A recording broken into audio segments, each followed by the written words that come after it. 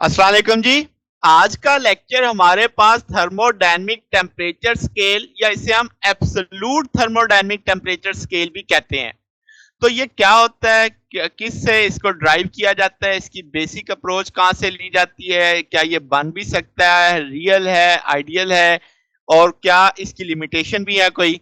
तो ये सारा कुछ आज के हमारे लेक्चर में होने वाला है। तो शुरू करते हैं जनाब कि थर्मोडायनेमिक टेम्परेचर स्केल क्या होता है। तो इसके लिए पहले रिवाइज करते हैं कि जो आपके पास कार्नेट के प्रिंसिपल थे उनमें एक सेकंड प्रिंसिपल ये कहता था कि दो थर्मल रेजरवायर जिनकी सेम थर्मल एफिशिएंसी हो, आपने वर्किंग सब्सटेंस भी नहीं देखना, ठीक है, चाहे वो एक साइकिल के थ्रू हो रहा हो चाहे उसमें सीरीज ऑफ प्रोसेस हो रहे हो, यानी कि दो थर्मल रेजरवायर की एफिशिएंसी भी सेम होगी। सादा सादा बात करें, यानी दो हॉट रेजरवायर हैं, दो कोल्ड रेजरवायर हैं, दोनों हॉट का टेम्परेचर सेम, दोनों कोल्ड का टेम्परेचर सेम, तो उसकी एफिशिएंसी सेम आएगी। अब इसमें कोई फर्क नहीं पड़ता कि वर्किंग करने वाला कौन है, एक साइकिल में वो प्रोसेस हो रहा है या सीरीज ऑफ साइकिल में वो प्रोसेस हो रहा है, ठीक है।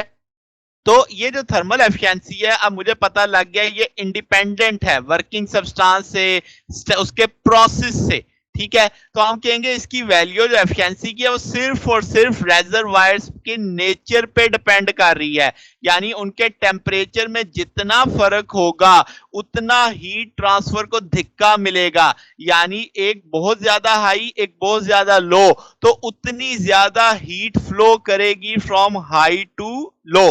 बात समझ आ गई। तो अब इसका मतलब जब वो हीट फ्लो करेगी तो तभी हम उसमें से वर्क ले पाएंगे। तो यहां से हम फिर डेफिनेशन बना लेते हैं कि भाई आपके पास ईटा बराबर है 1 minus Q L over Q H. हमने इसे कल प्रूव किया था 1 minus T L over T H के बराबर भी ये रिजल्ट माना जाता है। अब जो टेम्परेचर स्केल है इसका मतलब वो वर्किंग सब्सटेंस पे या सब्सटेंस की प्रॉपर्टीज पे डिपेंड ही नहीं करता। जो इसका मतलब हम अब उसे ऐसा स्केल बनाने वाले हैं, ऐसे स्केल से टेम्परेचर मेजर करने वाले हैं, यानी जो वर्किंग सब्सटेंस पे इंडिपेंडेंट है। तो यहां से अगर इस टूल को आप देखो तो Q L over Q H बराबर T L over T H लिखा जा सकता है। सिंपल मैथमेटिक है। अब यहाँ पे जो टेम्परेचर का स्केल है, थर्मोडायनेमिक स्केल, उसे हम केल्विन स्केल भी कहते हैं।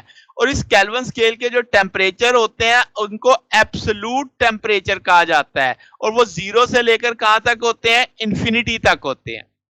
अब मसला क्या है, मसला ये है कि अगर आप इस इक्वेशन को गौर करें तो ये टेम्परेचर्स की रेशियो है, यानी कि जो आपको दो टेम्परेचर केल्विन स्केल पे मिल रहे हैं वो सेम रेशियो देंगे जितनी हीट ट्रांसफर होगी दो हॉट रेजरवायर और कोल्ड रेजरवायर में, यानी हीट की रेशियोज बराबर है टेम्परेचर की रेशियोज पे। बात समझ आ गई। तो अब आपके पास चूंकि सिस्टम रिवर्सिबल प्रोसेस में होता है आपके पास, यानी वो वर्क करके वापस अपनी पहले वाली हालत में आ जाता है। तो आपकी जो थर्मल रेजरवायर्स हैं, जो इस यानी आपके पास जब हीट चल रही होती है तो अब वो हीट मुसलसल चलती रहती है एक ही रेशियो से, इस दौरान वो work system worker cyclic work करता रहता है। तो अब जैसे मैंने कहा कि वो इंडिपेंडेंट है प्रॉपर्टीज ऑफ सब्सटेंस से, वो तो साइकिल अपना काम कर रहा है। तो आपके पास इसका मतलब ये रेशियो है। यहां से मैं ये मतलब लूं कि भाई जो थर्मोडायनेमिक टेम्परेचर स्केल है वो कंप्लीटली डिफाइन ही नहीं है, वो तो जस्ट मुझे एक रेशियो वैल्यू दे रहा है।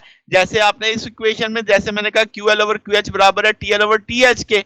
ओके, अच्छा, अब यहां से अगर कोई मुझसे कहे कि नहीं जी इसी फार्मूले से केल्विन जरा डिफाइन करते हैं, तो इसके लिए हमें एक रेफरेंस बनाना पड़ेगा। जो अब यहाँ पे ट्रिपल पॉइंट ऑफ वाटर को हम स्टैंडर्ड रेफरेंस मानते हैं। 1954 में जो आपके पास कॉन्फ्रेंस वेट और मेयर्स पे हुई, वहां पे ये तय किया गया कि जो ट्रिपल पॉइंट ऑफ वाटर है जिसमें पानी अपनी तीनों हालतों में रह सकता है, को एग्जिस्ट करता है, ठीक है, वो वैल्यू है 273.16 केल्विन। तो अब यहां से इसी टूल पे हम लिख सकते हैं कि T over 273.15 Q over Q triple point. तो ये जो 273.16 केल्विन है ये ट्रिपल पॉइंट का टेम्परेचर है। बात समझ आ गई ना इस जगह से कि T over T triple point over Q triple point, यानी कंसेप्ट यही रहा है, मगर अब उसे ट्रिपल पॉइंट के एक रेफरेंस से ले लिया। अब यहां से टेम्परेचर मेजर किया जा सकता है, तो आपको सिर्फ हीट की ट्रांसफर रेशियो चाहिए। अच्छा जी, तो अगर मैं यहां से नतीजा निकालूं कि टेम्परेचर जीरो लोएस्ट पॉसिबल है केल्विन पे, तो उस टेम्परेचर को मैं एब्सोल्यूट जीरो बोलने वाला हूं, ठीक हो गया बात। और वो केल्विन स्केल जैसे मैंने पहले भी कहा एब्सोल्यूट टेम्परेचर स्केल का नाम दिया जाता है।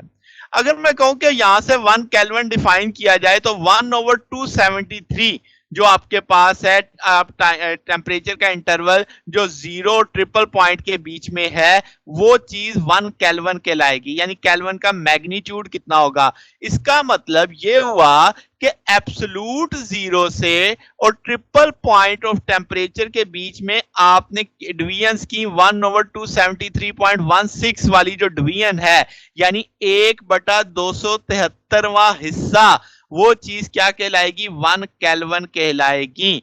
अब इसमें एक चीज याद रखने की है कि केल्विन में भी 100 डिवीजन है, जैसे सेल्सियस में डिवीजन है, तो जितना टेम्परेचर डिफरेंस केल्विन में आएगा उतना ही सेल्सियस में आएगा। सेल्सियस होता है 0 से 100 सेल्सियस, ये होता है 273 से 373 सेल्सियस तक। अगर मैं वैसे ही आपको जनरल बता दूं तो 273.16 जो है आपके पास ये फ्रीजिंग पॉइंट है और 273.16 बॉइलिंग पॉइंट है। तो जैसे आप सेल्सियस में डिफाइन करते हैं वैसे ही आप इसे भी समझ सकते हैं।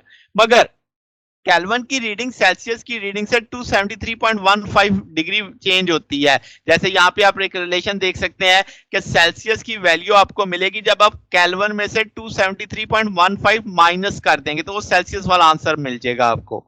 अच्छा जी, अब ये जो थर्मोडायनेमिक टेम्परेचर स्केल है, आपने इसे एक रिवर्सिबल हीट इंजन यानी कार्नेट की हेल्प ली है।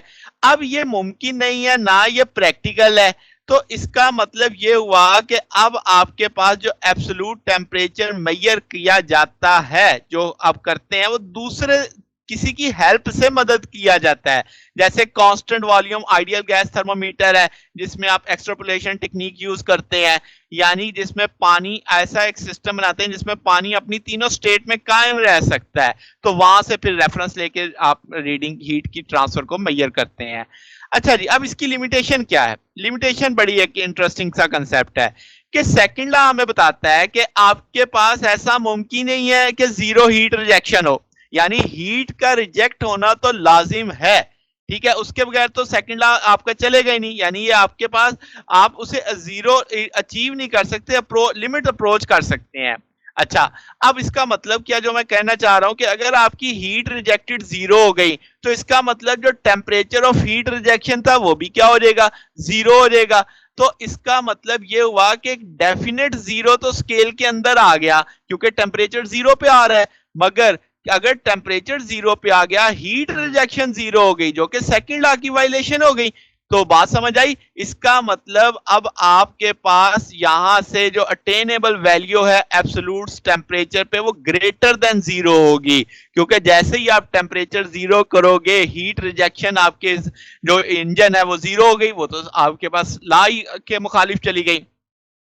अब यहां से third law of thermodynamics act करता है, वो कहता है ये नामुमकिन है कि कोई भी तरीकाकार कितना भी वो आइडियलाइज हो कि वो सिस्टम को जीरो टेम्परेचर एब्सोल्यूट जीरो तक ले जाए एक फाइनाइट नंबर ऑफ ऑपरेशन के तहत। यानी ये नामुमकिन है, किसी भी अच्छे तरीके से भी आप सिस्टम को एब्सोल्यूट जीरो तक नहीं लेके जा सकते। ये आपके पास Fowler Guggenheim statement of third law कहलाती है। अब ये नहीं समझना कि ये सेकंड लॉ की एक्सटेंशन है, ये एक इंडिपेंडेंट लॉ है आपके पास, जो आने वाले दिनों में हम इसे भी स्टडी करेंगे डिटेल के अंदर।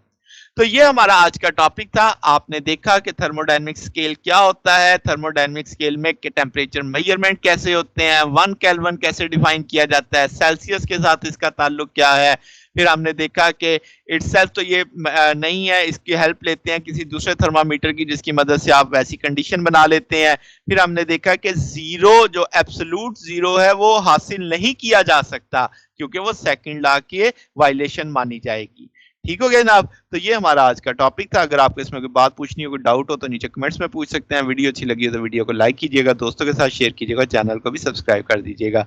अब तक के लिए इतना ही, बकिया इंशाल्लाह फिर नेक्स्ट देखेंगे। ओके, अल्लाह हाफिज।